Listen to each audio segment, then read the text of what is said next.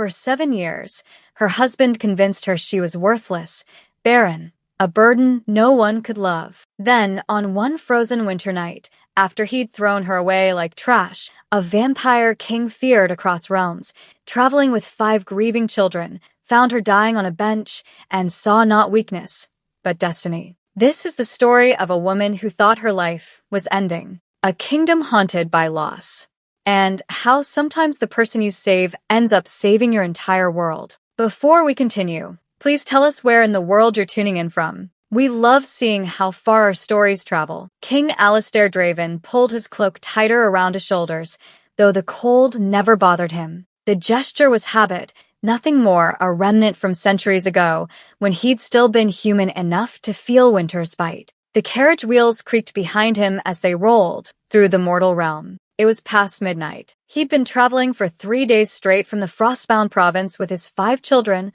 all vampire-born, all exhausted. They needed to reach the Obsidian Keep before dawn, but the journey through the mortal world was necessary to avoid the political vultures circling his throne. He couldn't keep doing this, ruling alone, raising 5 grieving children while enemies whispered that a king without a queen was a king without power. The snow fell heavier now, casting long shadows across the empty street as Alistair led his children through the sleeping town. That's when he saw her. A woman sat hunched on a wooden bench near an abandoned bus stop, arms wrapped around herself, trembling violently in the winter cold. Her blonde hair caught the dim glow of a flickering streetlight, and even from a distance, Alistair could see she had nothing. No coat, no bag, just a thin sweater clinging to her frame. He should keep walking. God knows he had enough problems. 5 children who barely spoke anymore, a kingdom fracturing at its seams, and nobles circling like wolves. But his feet stopped before his mind could argue. Father? Lucian's voice was quiet, uncertain. The oldest of his children, always watching, always aware. Stay close, Alistair murmured, then moved toward the bench. The snow crunched under his boots, and the woman's head snapped up. Alistair saw fear flash across her face, raw, primal terror that made something ancient in his chest tighten. He'd seen that look before, too many times. I won't hurt you, he said, his voice low, deliberately gentle despite its inhuman resonance. Up close, he could see her better. Early 30s, with golden hair darkened by melting snow and hazel eyes that stared at him with a mixture of suspicion and something worse, resignation. As if she'd already accepted whatever came next. I'm fine, she whispered, but the word came out broken, fractured by chattering teeth. You're freezing. Alistair glanced back at his children, all 5 watching with wide eyes. When did you last eat? She didn't answer. Her gaze dropped to her trembling hands, and that's when Alistair noticed the bruises on her wrists, dark, finger-shaped marks that told stories he didn't need to hear to understand. Something in him shifted. The ancient predator that lived beneath his skin recognized prey, yes, but also recognized something else. Survival, defiance, strength that refused to break, even when everything else had. Behind him, little Mira stepped forward, her small voice cutting through the snow-muffled silence. She's cold, father. Like us when Mama... She didn't finish. She never did. Alistair removed his cloak in one smooth motion and held it out. Take this. I can't. You will. Not a command. A certainty. My children and I are traveling north. There's an inn 3 streets from here. Let me buy you a meal at least. I don't have money to pay you back. I'm not asking you to. Vanessa Hale looked up at this stranger, this impossibly beautiful, terrifying man with silver-white hair and eyes that glowed faintly red in the darkness, and felt something she hadn't felt in 7 years. Hope. Small and fragile, but there. Why? She asked. Alistair was silent for a moment, snow gathering on his shoulders. When he spoke, his voice carried the weight of centuries. Because I know what it's like to lose everything. Because you're still here, which means you're stronger than whatever tried to destroy you. He paused, his expression softening in a way that made him look almost human. And because I'd want someone to do the same if it was someone I cared about sitting out here alone. Vanessa stood slowly, her legs stiff from hours in the cold. She swayed, and Alistair instinctively reached out to steady her, then stopped when she flinched. Apologies, he said quietly. I have 5 children. I'm used to catching people before they fall. 5. Despite everything, surprise colored her voice. 5. Alistair's expression softened further as he glanced back at the small figures huddled together.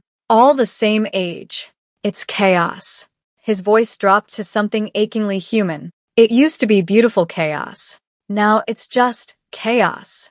Vanessa pulled the cloak around herself. It smelled like winter wind and something else, something ancient and pine dark. The children watched her with identical expressions of cautious curiosity. The smallest one, a girl with dark curls, smiled shyly. The inn isn't far, Alistair said, gesturing toward the carriage. You're safe. I give you my word. Vanessa hesitated at the carriage door. Every survival instinct screamed that this was wrong, that men who looked like fallen angels and traveled with silent children in the dead of night were dangerous. But she was already in danger, already broken, already cast out. What did she have left to lose? She climbed into the carriage, and 5 small children immediately made room for her, their supernatural warmth a shocking contrast to the frozen world outside. As Alistair closed the door and the carriage lurched forward, Vanessa realized something. She'd stopped shivering. For the first time in 7 years, someone had chosen not to hurt her.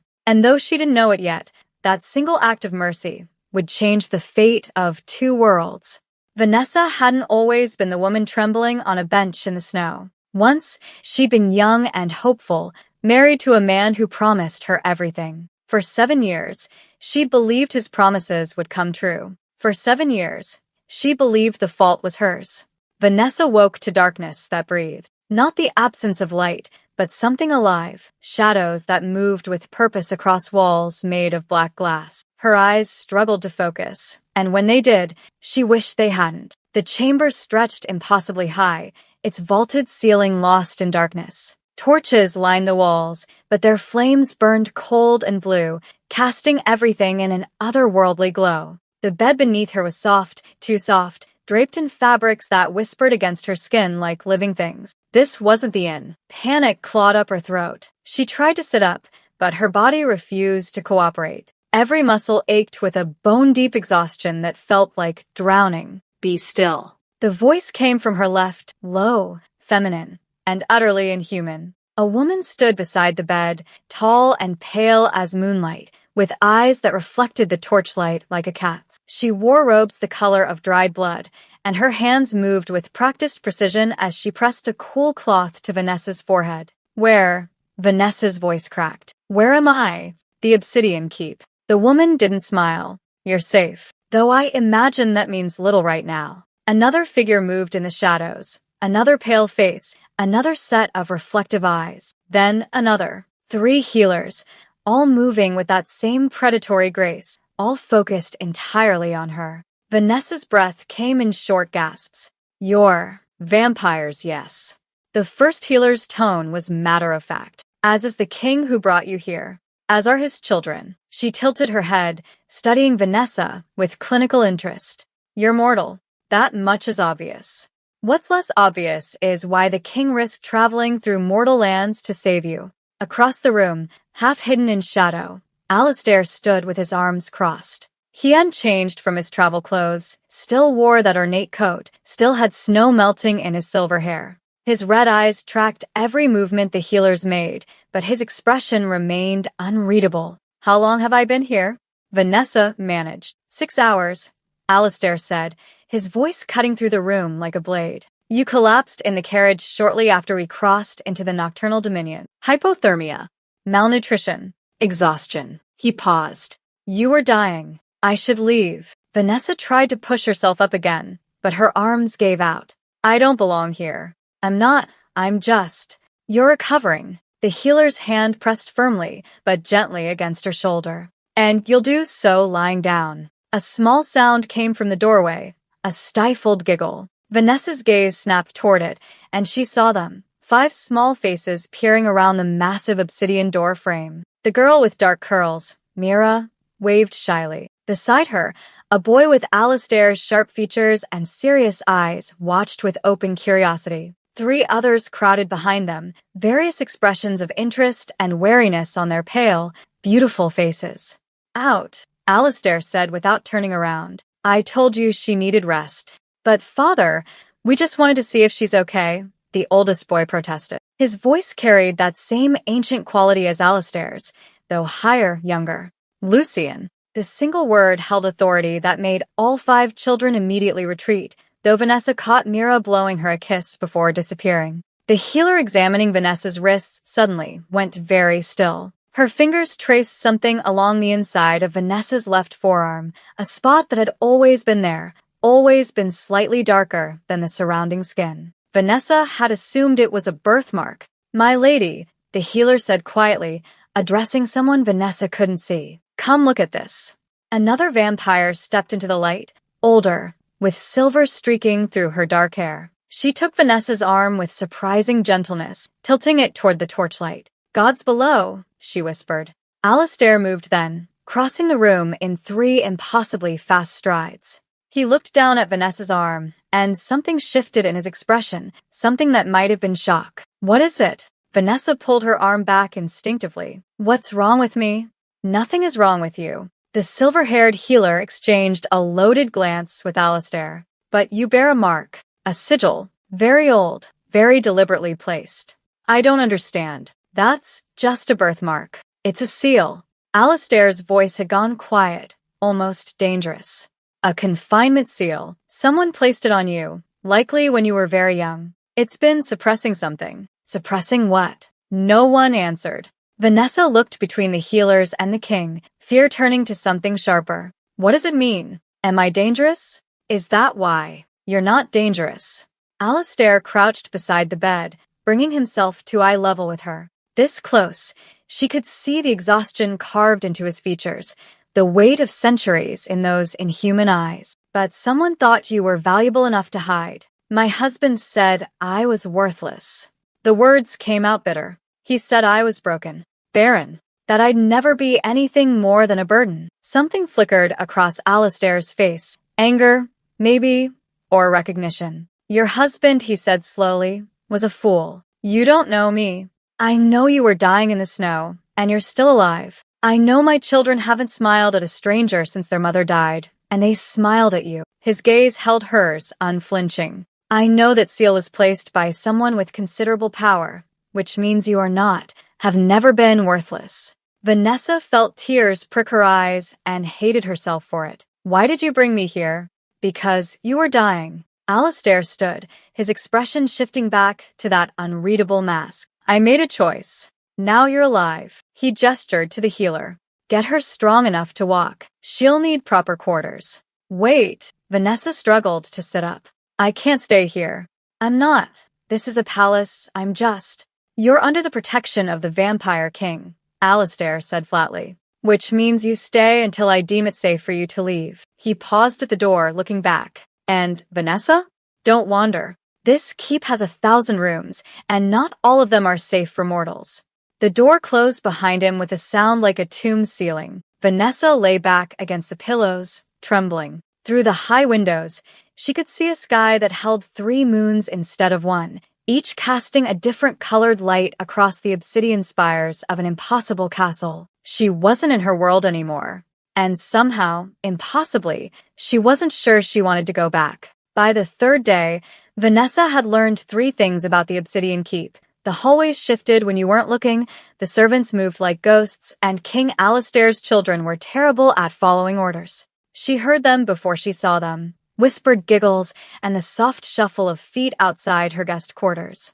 The door, which she could have sworn was closed, stood slightly ajar. "I can't hear you," Vanessa called out, unable to suppress a smile. The whispering stopped. Then, after a beat of silence, the door swung open and all 5 children tumbled in like they'd been leaning against it. Mira came first, clutching something against her chest. "We wanted to see if you were feeling better. Father said not to bother you," the oldest boy, Lucian, added quickly, though he made no move to leave. "But technically we're just checking." "That's not bothering." Vanessa sat up against the pillows, still weak, but stronger than she'd been. "That's some very creative interpretation of rules."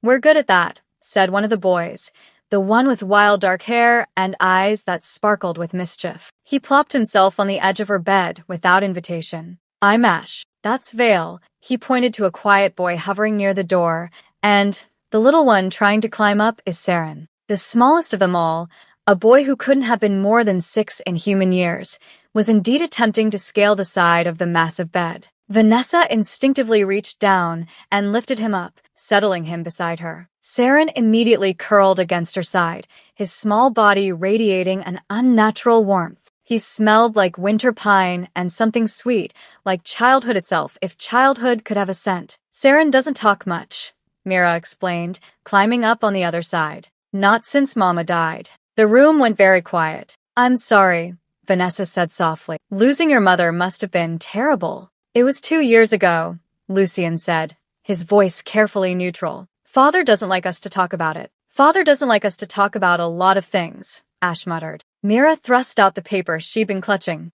I drew this. For you. Vanessa took it carefully. The drawing was done in charcoal and colored chalk, 6 figures standing together. 5 small ones she recognized as the children, and 1 larger figure in the center with golden hair. Her. It's beautiful, Vanessa whispered, her throat tight. But I think you made a mistake. I'm not part of your family. You could be, Mira said simply, if you stayed. Before Vanessa could respond, the door swung fully open. Alistair stood in the doorway, his expression thunderous.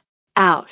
All of you. Now. 5 children scrambled immediately, but Saren burrowed closer to Vanessa, his small fingers clutching her borrowed nightgown. Vanessa instinctively wrapped her arm around him. Saren. Alistair's voice softened marginally. Come. The boy shook his head against Vanessa's side. Alistair entered the room, and Vanessa could see the frustration warring with something else in his face. Exhaustion, maybe, or defeat. He needs to let you rest. He's not bothering me, Vanessa heard herself say. She looked down at the small boy pressed against her, then back at the king. He's grieving. They all are. You don't know what you're talking about, don't I? The words came out sharper than she intended. I know what it's like to be told you can't feel what you're feeling. To have someone decide your pain isn't convenient enough to acknowledge. Alistair's eyes flashed. You've been here 3 days. And in 3 days, your children have told me more about their mother than you apparently have in 2 years. The silence that followed was dangerous. Alistair stood motionless, his jaw tight, and Vanessa realized she'd just challenged a vampire king in his own fortress.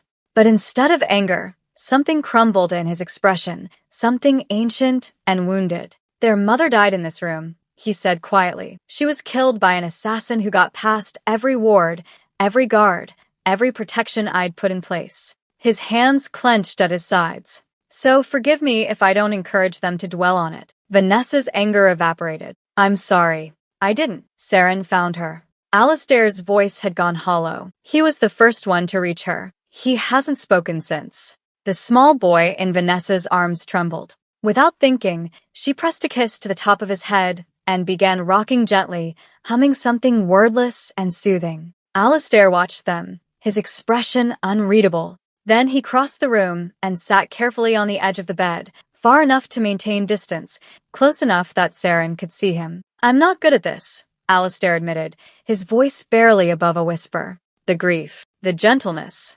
I know how to protect them, how to rule, but I don't know how to. He gestured helplessly. How to let them hurt, Vanessa finished softly. Their eyes met, and for a moment, Vanessa saw past the ancient predator, past the king, to the man underneath, the widower raising 5 children alone, drowning in a grief he couldn't show them. Your boots are untied, Vanessa said suddenly to Saren, desperate to break the moment's intensity. Saren looked down at his small leather boots, then back up at her with wide eyes. Here. Vanessa shifted him in her lap. I'll teach you. It's easy once you know the trick. She walked him through it slowly, her hands guiding his small fingers through the loops and knots. Saren's tongue poked out in concentration, and when he finally pulled the bow tight, he looked up at her with something like wonder. Then he looked at his father and pointed at his boot, a tiny smile breaking across his face. Alistair's entire expression transformed. The hardness melted away, replaced by something raw and aching. He reached out and ruffled Saren's hair with unexpected tenderness. Well done, he murmured. Vanessa looked away, feeling like she'd witnessed something too intimate, too private. But when she glanced back, Alistair was watching her with an expression she couldn't quite name. Thank you, he said quietly. Before Vanessa could respond, voices drifted in from the hallway, low, conspiratorial whispers that carried that peculiar vampire resonance. Mortal has no business in the royal wing. King is making a mistake. First he loses his queen, now he takes in strays.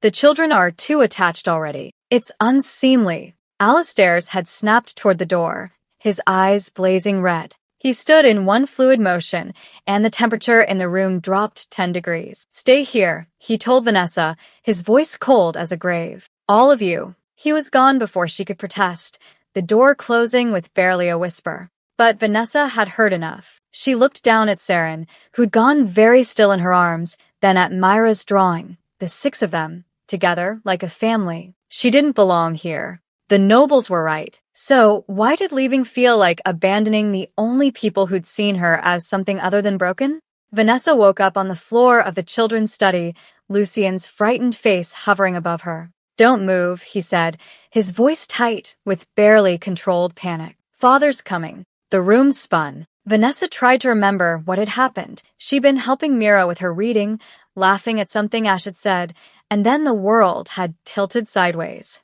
Heat had exploded through her left arm, burning from the inside out. The sigil. "What were you thinking?"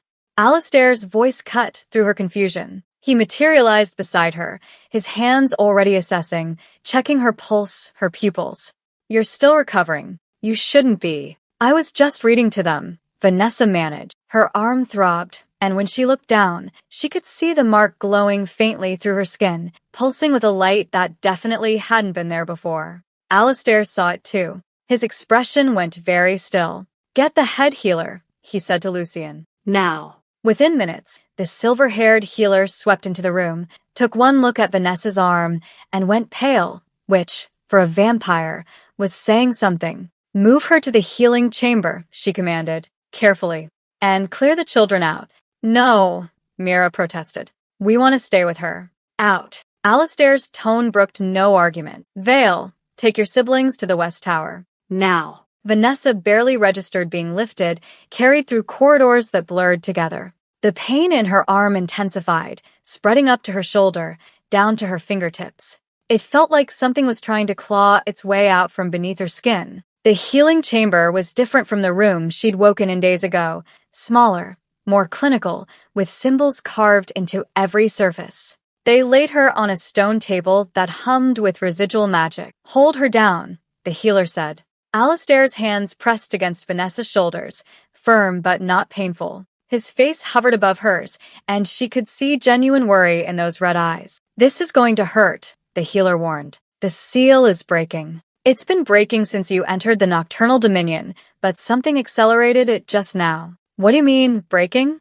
Vanessa gasped. The healer didn't answer. Instead, she placed both hands over the sigil and began chanting in a language Vanessa didn't recognize, something ancient and flowing, each word carrying weight that pressed against her chest. The mark flared brilliant white. Vanessa screamed. Images flooded her mind, memories that weren't hers, a woman with her face wearing a crown made of starlight, walking through halls that predated the Obsidian Keep, a marriage between mortal and vampire, a prophecy, a betrayal. Blood on stone. And then, darkness. Centuries of it. A bloodline scattered, hidden, sealed away. When Vanessa opened her eyes again, she was shaking violently. Alistair still held her shoulders, but his expression had transformed into something between awe and horror. "What?" Vanessa's voice cracked. "What did you see?" "Everything," the healer whispered. She staggered back from the table, her hands trembling. "Your Majesty, she's not just anyone." The seal wasn't blocking fertility.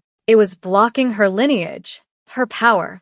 "Explain," Alistair said, his voice deadly quiet. The healer looked at Vanessa with something like reverence. "She's descended from Seraphina Thorne, the first mortal queen, the one who unified the vampire clans 3,000 years ago." The room went silent. "That's impossible," Alistair said. Seraphina's bloodline was extinguished. Everyone knows. Everyone was meant to think that. The healer gestured to the now dormant sigil on Vanessa's arm. "This seal is ancient, powerful, deliberately designed to hide what she is. Someone, likely her ancestors, wanted to keep her hidden until the right time." "The right time for what?"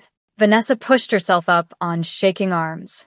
I'm nobody. I'm a divorced mortal woman who couldn't even have children. You couldn't have children because the seal suppressed everything, the healer interrupted gently. Your fertility, your magic, your connection to your ancestral power. It was a protection, yes, but also a prison. The words hit Vanessa like physical blows. 7 years. 7 years of her husband's cruelty, his accusations, the endless shame of being called barren. All of it. It wasn't my fault, she whispered.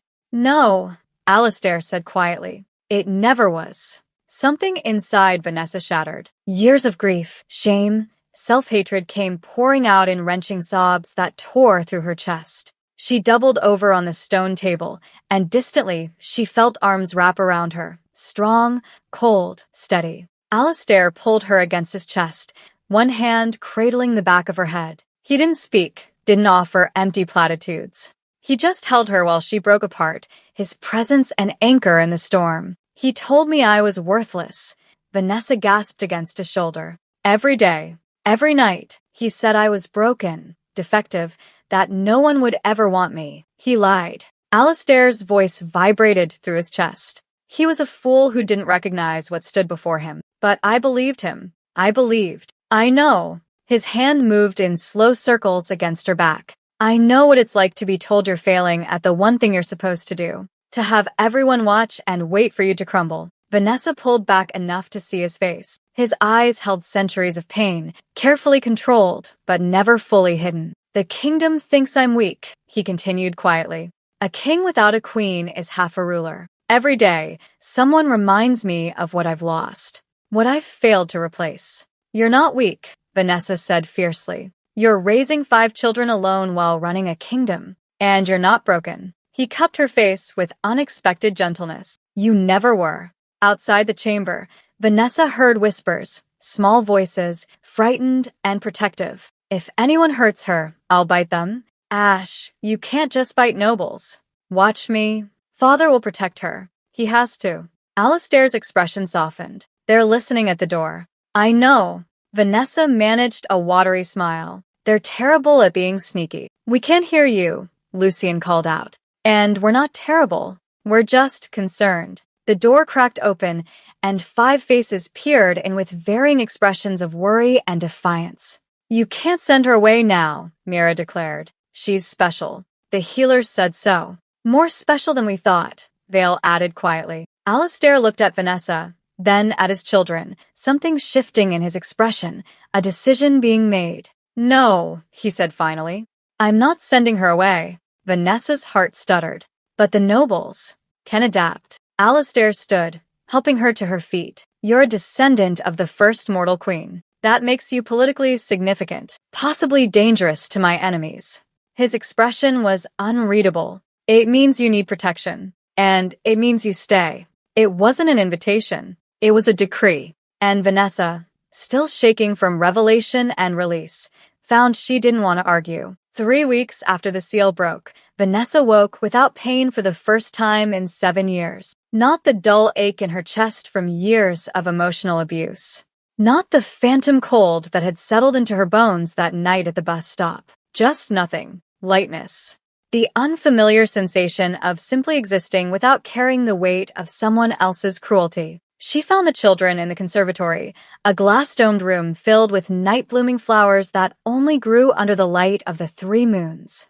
Ash was attempting to teach Vale some kind of card game while Mira sketched in her ever-present notebook. Lucian read in the corner, and Saren sat cross-legged on the floor, carefully arranging smooth stones into patterns. There she is, Ash announced, grinning. We were about to send a search party. I slept in, Vanessa admitted, settling onto the cushioned bench beside Mira. Apparently my body forgot what actual rest feels like. Father says that's good, Lucian said without looking up from his book. That you're healing properly. Vanessa's cheeks warmed at the mention of Alistair. She'd seen him every day since the revelation. Meals with the children, evening walks through the gardens, quiet moments in the library where they discuss everything from ancient history to the proper way to discipline 5 precocious vampire children. Each conversation felt like peeling back layers, discovering the man beneath the crown. What are you drawing? Vanessa asked Mira. The girl held up her sketchbook. It was Vanessa, sitting in this exact spot, surrounded by flowers and moonlight. But in the drawing, she was smiling, truly smiling, with a lightness in her expression Vanessa wasn't sure she'd ever actually worn. "Is that really how I look?" she whispered. "When you're with us, yes," Mira said simply. Then, softer, "Can I call you Nessa?" Vanessa feels too formal. Something warm bloomed in Vanessa's chest. "I'd like that." "Nessa." Mira tested the name, then beamed. "Perfect." Vale attempted a complicated card shuffle, fumbled, and sent cards flying everywhere. Vanessa laughed, a real, unguarded sound that startled even her. It echoed through the conservatory, bright and unexpected. From the doorway, Alistair froze mid-step. Vanessa caught his expression before he could mask it. Surprise, yes, but also something softer. Wonder, maybe. As if he'd witnessed something rare and precious. Their eyes met across the room, and Vanessa felt her breath catch. "Father." Ash broke the moment. "Come settle this. Vale says aces are worth 10 points, but that's ridiculous." The evening dissolved into playful arguing, Alistair ultimately declaring both children wrong just to watch them protest in unison. But throughout it all, Vanessa felt his gaze returning to her, thoughtful and searching. Later, after the children had been coaxed to bed with promises of stargazing tomorrow night, Vanessa found herself alone with Alistair in the library. He was reviewing territorial maps while she curled up with a book about vampire history, trying to understand the world she'd stumbled into. "Ash told me something today," she said into the comfortable silence. Alistair looked up. "Should I be worried?" He said he used to have nightmares. "Every night since." She trailed off, not wanting to mention the Queen's death directly. "But he hasn't had one since I arrived." Alistair set down his quill carefully. "He told you that?" "He wanted me to know I was helping, that my being here mattered." Vanessa closed her book. "I think he was afraid I'd leave. Would you?" The question came out quiet, almost vulnerable. "Leave? Where would I go?" Vanessa meant it lightly, but the truth underneath was heavier. She had nowhere else. No one else. Alistair stood, crossing to the window where Vanessa sat. He leaned against the frame, close enough that she could feel the supernatural cold that radiated from him. Not unpleasant, just other. "You could go anywhere," he said. "You're descended from the first mortal queen. That makes you valuable to every house, every faction. They'd offer you protection, titles, wealth. I don't want those things." "Then what do you want?" Vanessa looked up at him, at this ancient king who'd found her dying in the snow and given her a reason to keep breathing. "I want to feel like I belong somewhere. Like I'm not just taking up space." "You've never just taken up space." Alistair's voice carried an intensity that made her pulse quicken. "Not here. Not with them." He paused. "Not with me." Vanessa stood, bringing them closer. She reached for the map he'd been studying, and their fingers brushed, barely a touch, just skin against skin. Lightning. The sensation shot up Vanessa's arm, not painful but electric, alive. She gasped, and Alistair's eyes flared red for just a moment before he pulled back, putting careful distance between them. "Sorry," he said roughly. "The magic in your blood, it reacts to..." "To what?" He didn't answer.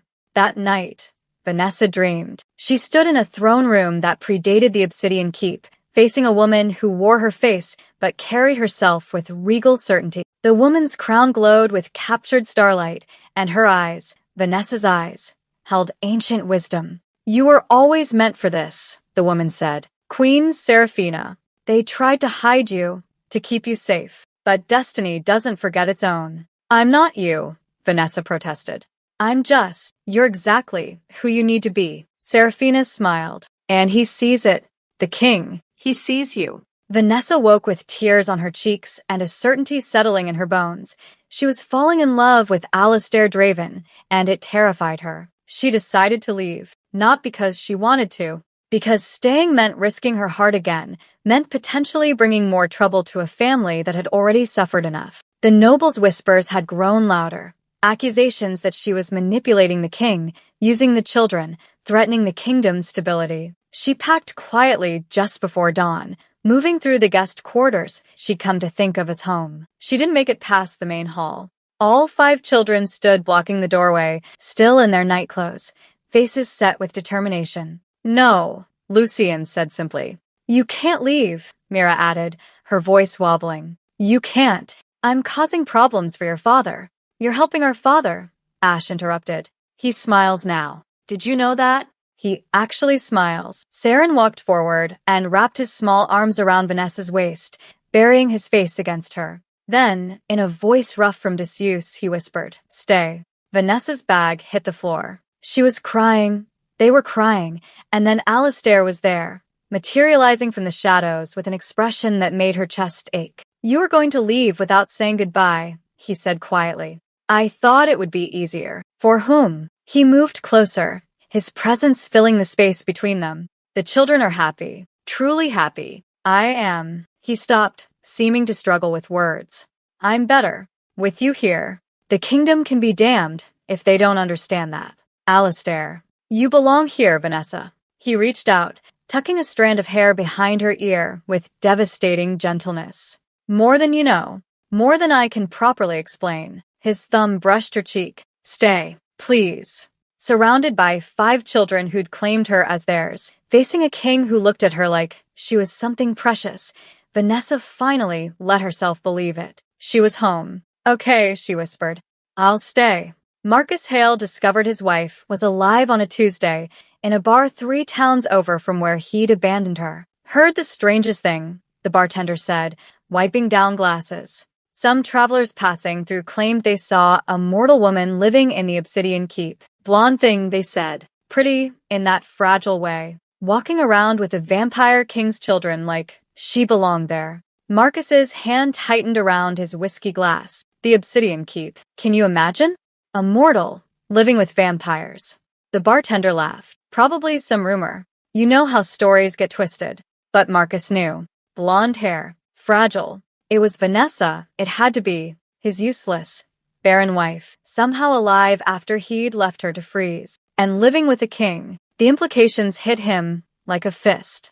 If Vanessa had caught the attention of vampire royalty, if she'd somehow become valuable to them, then she was worth something after all. Worth money, worth power, worth reclaiming. He left the bar with purpose burning in his chest. He'd thrown away something valuable, and Marcus Hale never wasted assets. He just needed leverage. The demon found him 3 nights later. Marcus woke to sulfur-thick air and a figure standing at the foot of his bed, tall, wrapped in shadows that moved like living things, with eyes that burned coal red. Marcus Hale, the demon's voice scraped like rusted metal. You've lost something precious. Marcus should have been terrified. Instead, he sat up slowly, mind already calculating. What do you want? The same thing you want. Access to the Obsidian Keep. The demon circled the bed, its form never quite solidifying. The Vampire King has something I need, but his wards are inconvenient. I require an invitation.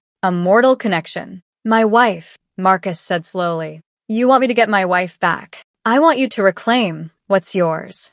In exchange, I'll give you power beyond mortal limitation, strength, influence, the ability to take back everything you've lost and more. Marcus thought of Vanessa, of how she'd looked at him with those wounded eyes when he'd called her worthless. How satisfying it had been to break her down, piece by piece, until she believed every cruel word. What kind of power?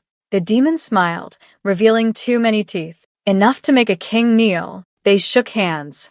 The bargain sealed with a burst of flame that left Marcus's palm branded with an infernal mark, but also flooded him with strength that felt like liquid lightning. He'd get Vanessa back, not because he loved her, because she was his, and no one took what belonged to Marcus Hale. Not even a vampire king. Vanessa woke up screaming. The dream had been vivid, Marcus's face, twisted with rage, and something worse. Something that wasn't entirely human. Behind him, shadows writhed with hunger, reaching for the Obsidian Keep, for the children, for Vanessa.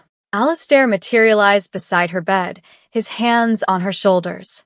You're safe. It was just a dream. No. Vanessa clutched his forearms, trembling. It wasn't. Something's coming. Something dark, and it's connected to. The keep shuddered. Not an earthquake. Something else. The ancient stones groaned, and from somewhere far below came an inhuman shriek that raised every hair on Vanessa's body. Alistair's eyes blazed red. Stay here. Lock the door. Don't open it for anyone but me. What's happening? We're under attack. He was gone before she could protest, moving with that impossible vampire speed. Vanessa threw on a robe and ran to the window. Below, in the courtyards, she could see them, creatures made of shadow and flame, clawing at the keep's outer walls. Infernal things that shouldn't exist in the vampire realm. And at the gate, demanding entry, stood a figure she recognized even from this distance. Marcus. Vanessa's blood turned to ice. He'd found her. Somehow, impossibly, he'd found her. She ran. Through corridors filled with guards mobilizing, past servants herding the children to safety, down spiral stairs until she reached the main hall. Alistair stood at the massive doors, facing the gate, his entire body rigid with fury. Alistair, don't open it. I wasn't planning to. He didn't look at her, his focus locked on the figure beyond. But he's made a bargain with something powerful. The words are straining. How did he find me? Does it matter? Alistair's voice carried an edge that could cut stone. He's here. And he's brought an infernal army. Through the reinforced glass panels of the door, Marcus's voice carried, amplified by demonic magic. Vanessa, I know you're in there. Come out. Come home. This doesn't have to get ugly. Don't listen to him, Alistair said quietly. He can't get in. Not while I'm standing. But the words flickered. One of the infernal creatures had breached the outer wall. Then another. The demons Marcus had bargained with were powerful, old, and hungry. Vanessa. Marcus's voice again, carrying false concern. I'm worried about you, sweetheart. Living with monsters. They're probably keeping you prisoner. I'm here to save you. Vanessa's hands clenched into fists. He's lying. He doesn't want to save me. He wants to. I know what he wants. Alistair finally looked at her, his expression deadly calm. He wants to use you. To hurt you. To drag you back into whatever nightmare you escaped from. He made a deal with a demon, Vanessa whispered. For power. For revenge. Alistair moved toward the door with predatory grace. Men like him always want revenge when their property develops a will of its own. I'm not property. I know. Alistair's hand found hers, squeezed once.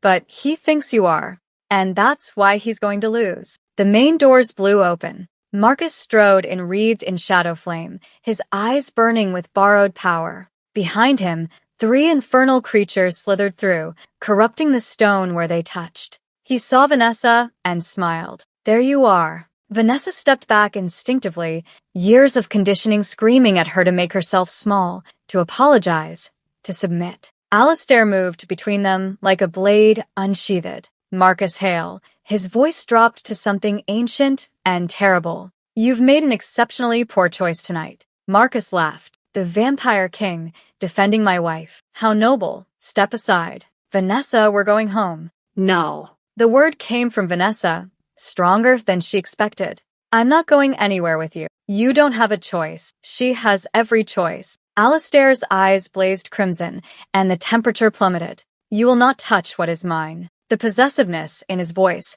should have frightened Vanessa. Instead, it sent heat cascading through her chest. Not because he was claiming ownership, but because he was claiming responsibility, protection, care. Yours. Marcus's expression twisted with rage. She's my wife. My barren, useless wife. She was never barren. Alistair's smile was all teeth. And she's worth more than your demon-bought power could ever comprehend. So here's what's going to happen. You're going to turn around, break your infernal bargain, and disappear from her life. Or what? Alistair's form seemed to expand, shadows rising behind him like wings, ancient power thrumming through the hall. Or I show you exactly why mortals fear the vampire king. Marcus hesitated, just for a moment. The demons behind him hissed, urging him forward. And in that hesitation, Vanessa felt something stir beneath her skin, the seal's remnants, the ancestral power, the magic that had been hidden for so long. She wasn't helpless anymore. She wasn't his anymore. And she was done being afraid. Marcus lunged, not at Alistair. He was smarter than that. He went for Vanessa, moving with demon-enhanced speed, his hand reaching for her throat with the same casual cruelty he'd always wielded. But 5 small bodies materialized between them. Lucian stood at the front, fangs bared. Mira and Vale flanked him, their eyes glowing red. Ash crouched low, ready to spring. And Saren, quiet, traumatized Saren, hissed with a ferocity that shook the hall. "Touch her and die," Lucian said, his child's voice carrying an ancient threat. Marcus faltered. "What?" "They're mine," Vanessa heard herself say, her voice stronger than she'd ever heard it. "And I'm theirs. You have no power here." "I have all the power," Marcus roared. The demons behind him surged forward, their shadow forms reaching for the children with claws that dripped with corruption. Terror seized Vanessa, not for herself, but for them. For these 5 children who'd chosen to protect her, who'd claimed her as family, who were now in danger because of her. "No." The word ripped from her chest with physical force. Light exploded. It started at the sigil on her arm, the mark that had imprisoned her power for 3 decades. But now it shattered like glass, and what poured out was ancient, brilliant, and utterly devastating. White gold light erupted from Vanessa's body, expanding outward in a wave that knocked everyone back. The children stumbled, but held their ground. Alistair raised an arm to shield his eyes, his expression caught between awe and shock. Marcus screamed. The demons shrieked as the light touched them, their shadow forms dissolving like mist under sunlight. The infernal creatures clawed at the air, trying to retreat, but Vanessa's power was everywhere, flooding the hall, burning through corruption, purifying everything it touched. She could feel it now, the legacy in her blood. Queen Seraphina's gift, passed down through generations, sealed away until this moment. Not vampire magic, not mortal weakness, something in between, something that could stand against darkness without being consumed by it. The power of the first queen, who'd united 2 worlds through love and will. Vanessa raised her hand, and the light concentrated, forming into something solid, a blade made of pure radiance. She pointed it at Marcus, at the demon mark burning on his palm. "The bargain," she said, her voice echoing with ancestral authority. "I break it." The blade struck, not Marcus's flesh, but the infernal bond itself. The mark on his palm erupted in black flame, and the demon who'd given it to him materialized, dragged into visibility by Vanessa's power. It writhed, screaming in a language that hurt to hear. "The pact is sealed," it shrieked. "You cannot. I am descended from the first mortal queen." Vanessa's eyes blazed with inherited power. "I was there when the first treaties were written. My bloodline predates your claim. And I say," she drove the blade deeper, "this bargain is void." The demon exploded into ash. Marcus collapsed, suddenly powerless, suddenly just a man again. He stared at his unmarked palm in horror, then up at Vanessa, who stood haloed in fading light. "What are you?" he whispered. "Not yours." Vanessa walked forward, each step steady despite her trembling hands. The children parted for her, forming a protective honor guard. "I was never yours, Marcus. You just convinced me I was." He scrambled backward. "Vanessa, wait, we can talk about this. I made a mistake. You made 7 years of mistakes." She stood over him now, this man who destroyed her sense of self, piece by careful piece. "You called me worthless, broken, barren. You made me believe I deserved nothing. I was angry. You were cruel." Vanessa's voice didn't rise. She didn't need to shout. "And I believed you. For so long. I believed every word." Marcus's expression shifted, calculating. "Then you understand. I was frustrated. The pressure to have children, to continue the family line. There was no pressure." Vanessa crouched down, meeting his eyes. "You just enjoyed hurting me, making yourself feel bigger, by making me feel small." "That's not. But I'm not small anymore." Vanessa stood. "And you cannot hurt me. Not ever again." She turned her back on him, the ultimate dismissal. Behind her, she heard him try to stand, try to say something, but Alistair's hand clamped down on his shoulder with bruising force. "Guards," Alistair said coldly. "Remove this man from my kingdom. If he returns, kill him." 2 vampire guards materialized and hauled Marcus out. He was screaming threats, promises, apologies, the words of a man who'd lost everything and couldn't comprehend how. Vanessa stood perfectly still, the last traces of light fading from her skin. Then her knees buckled. Alistair caught her before she hit the ground, sweeping her into his arms with desperate gentleness. "I have you. The children are safe." Alistair's voice shook, actually shook. "You saved them. You saved all of us." Vanessa looked up at him and saw something raw in his expression. Fear. Real, visceral fear that he'd almost lost her. I thought he was going to. Alistair stopped, his jaw clenching. When he reached for you, I couldn't move fast enough. If the children hadn't, but they did. Vanessa reached up, touching his face. We protected each other. Around them, the 5 children crowded close. Mira was crying silently. Ash looked shaken. Vale gripped Lucian's hand, and Saren pressed against Vanessa's side, his small body trembling. You glowed, Saren whispered. Like Mama used to. Like starlight. Alistair's eyes widened. He's right. When my queen used her magic, he looked at Vanessa with something like wonder. Your power. It's similar. Complementary. What does that mean? It means Alistair carried her toward the private chambers, children following like a protective procession. It means you were meant to be here. Not by chance. Not by rescue. By design. He laid her on the couch in his study, then knelt beside her, still holding her hand. His thumb traced circles on her wrist, right over where the sigil had been. I've ruled for 3 centuries, he said quietly. I've faced assassins, armies, political coups. But watching him reach for you, his grip tightened. I've never been that afraid. I'm okay, Vanessa whispered.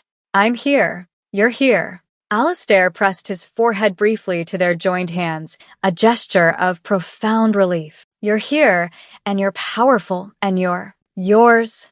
Vanessa offered softly, echoing his earlier declaration. His eyes met hers, red and ancient and achingly vulnerable. If you'll have me. Around them, 5 children held their collective breath, and Vanessa, who'd spent 7 years believing she deserved nothing, smiled. Yes. The lunar convergence came 3 nights later, when all 3 moons aligned and the vampire court assembled to renew their oaths to the crown. It was also when the rival houses struck. King Alistair has grown weak, Lord Corvus declared from the center of the obsidian throne room, his voice carrying to every corner. He shelters a mortal, allows his children to grow soft. The nocturnal dominion requires strength, not sentiment. Behind him, 3 other house lords stood united, House Corvus, House Thorn, House Nightshade. Together, they commanded a third of the kingdom's military strength. Your queen is dead, Lady Nightshade added, her words like poisoned honey. Yet you refuse to remarry, to form proper alliances. Instead, you cling to a mortal woman with delusions of heritage. Alistair sat on his throne, perfectly still, perfectly controlled. But Vanessa, standing beside him with the children, could feel the fury radiating from him in waves. Careful, Alistair said softly. You're speaking of my intended queen. The throne room erupted in shocked whispers. Intended? Corvus laughed. You cannot be serious. She's mortal, powerless, a liability. She destroyed an infernal army single-handedly, Lucian interrupted, stepping forward. I watched her do it. The boy speaks out of turn, Lady Nightshade sneered. The boy speaks the truth. Alistair rose, and the temperature plummeted. Vanessa Hale is descended from Queen Seraphina. She carries the bloodline of the first mortal queen, and she is under my protection. Then you choose her over your kingdom. Corvus drew his blade. So be it. The coup was swift and brutal. Corvus's forces flooded the throne room, 30 warriors against Alistair's 20 guards. Magic crackled through the air, shadow meeting shadow, steel ringing against steel. Alistair moved like death incarnate, his sword singing through the air. But he was one against many, and they'd planned this carefully. Vanessa saw the blade coming before he did, aimed at his back while he fought 3 attackers at once. She didn't think, she just moved. Light erupted from her palms, forming a shield that caught the blade mid-strike. The attacker recoiled, hissing. You want to fight the king? Vanessa's voice rang out. You'll have to go through me first. Gladly, Corvus snarled, turning toward her. But Vanessa wasn't alone. The 5 children flanked her, their small faces fierce. And her power, Seraphina's legacy, blazed bright enough to cast shadows across the entire hall. What followed wasn't a battle. It was a reckoning. Vanessa's light drove back the Shadowcaster. Where Alistair's power consumed, hers purified. Together, they were devastating, darkness and light, death and life, perfectly balanced. Lord Corvus lunged at Vanessa with supernatural speed. She met him with a blade of pure radiance, driving it through his shoulder. He screamed and fell. "The throne is not yours to take," Vanessa said, standing over him. Around the room, the coup crumbled. Guards overwhelmed the traitors. House Nightshade's lady fled. House Thorn's lord surrendered. And the court, hundreds of vampires who'd watched in stunned silence, began to kneel. Not to Alistair. To her. Lucian stepped forward, his young voice carrying absolute authority. "She is one of us. She has fought for us, bled for us, protected us." He looked at the kneeling court. "She is our queen, whether you accept it or not." One by one, the resistance crumbled. Even the most skeptical nobles bent their knees, recognizing power when they saw it. But Vanessa only had eyes for Alistair. Later, in the privacy of the royal chambers, Alistair knelt before her. "What are you doing?" Vanessa whispered. "What I should have done weeks ago." He took her hand, his expression raw and open. "I'm not kneeling because fate demands it. Not because you're politically valuable. Not because the court needs a queen." His thumb traced her knuckles. "I'm kneeling because I love you." Vanessa's breath caught. "You walked into my life broken and freezing," he continued, "and you healed my children. You made them laugh again. You made me," his voice cracked slightly, "you made me believe I could be more than just a king drowning in grief." "Alistair, be my queen, Vanessa. Not because of your bloodline. Because you already are in every way that matters." He looked up at her with centuries of loneliness in his eyes. "Because I love you. Because my children love you. Because you belong here with us." Tears streamed down Vanessa's face. 7 years ago, a man had told her she was worthless. Now, a king knelt before her, offering everything. "Yes," she whispered. "Yes." Alistair stood and kissed her, soft and reverent and full of promise. Behind them, 5 children cheered. And Vanessa, once cast out for being broken, finally understood. She'd never been broken at all. She'd just been waiting for the right family to make her whole. The coronation gown was made of starlight and shadow. At least, that's what it looked like to Vanessa as the royal attendants fastened the final clasps. The fabric seemed to shift between midnight blue and silver white, embroidered with constellations that moved across the bodice like living things. It was ancient, the same gown Queen Seraphina had worn 3,000 years ago, preserved by magic and waiting for her. "You look like a story," Mira breathed from the doorway. All 5 children stood there in formal attire, miniature versions of court regalia, each wearing their house colors. But their expressions held nothing formal, just pure, uncomplicated joy. "Come here," Vanessa said, her voice thick with emotion. They rushed forward, careful not to wrinkle her gown but unable to contain their excitement. The attendants had left them alone for this moment, the final preparation before the ceremony. "We have something for you," Lucian said. He held out a small silver pin shaped like a crescent moon. "This was our mother's. She'd want you to have it." Vanessa's eyes filled with tears. "Lucian, I can't." "You can." His serious young face softened. "You're not replacing her. You're ours too now. In a different way." Ash stepped forward next, holding a carved wooden wolf. "I made this." "It's not fancy," but he shrugged, suddenly shy. "Wolves protect their pack. Like, you protect us." Vale offered a pressed night-blooming flower, perfectly preserved. "For remembering," he said quietly, "that beautiful things can grow in darkness." Saren simply took her hand and pressed something small and smooth into her palm, one of his patterned stones, worn smooth by countless arrangements, his gift of what he loved most. And Mira held out a drawing, all 6 of them, standing together beneath 3 moons. "For when you forget," she whispered, "that you belong with us." One by one, they pinned, tucked, and wove their tokens into her coronation cloak, a patchwork of love that meant more than any royal jewel. "Thank you," Vanessa managed through tears. "All of you, for choosing me." "You chose us too," Lucian pointed out. "You stayed." The doors to the throne room opened, and the sound that greeted them was thunder. Thousands of vampires assembled, their voices rising in an ancient chant of coronation. But Vanessa barely heard it. She walked down the obsidian hall with 5 children at her sides. Not ahead of her, not behind, beside her, where the family belonged. Their small hands occasionally brushed hers, reassuring and real. At the end of the hall, Alistair waited. He wore the full regalia of the Vampire King, dark armor etched with silver, a cloak that seemed made of living night. But his eyes held only warmth as he watched her approach. When she reached him, he didn't speak immediately. He just looked at her like she was everything he'd been searching for across 3 centuries. "Vanessa Hale," he finally said, his voice carrying to every corner of the realm. "Descendant of Queen Seraphina, bearer of the ancient light, protector of my children, and savior of this kingdom." He lifted the Nightstone crown from its velvet cushion. The crown was breathtaking. Black diamonds formed into a circlet of stars, with a single white stone at its center that pulsed with inner light. "I name you Queen of the Nocturnal Dominion." The crown settled on her head, and power surged through her, not taking, not changing, just recognizing. The kingdom itself acknowledged her claim. The throne room erupted. Thousands of voices shouting acceptance, approval, celebration. The rival houses who deposed her now cheered loudest, swept up in the moment's magic. The 3 moons visible through the vaulted ceiling seemed to glow brighter. But Vanessa only felt the small hand slipping into hers. Mira looked up at her, eyes shining. "You're not our mother," she whispered, just loud enough for Vanessa to hear. "You're our Vanessa.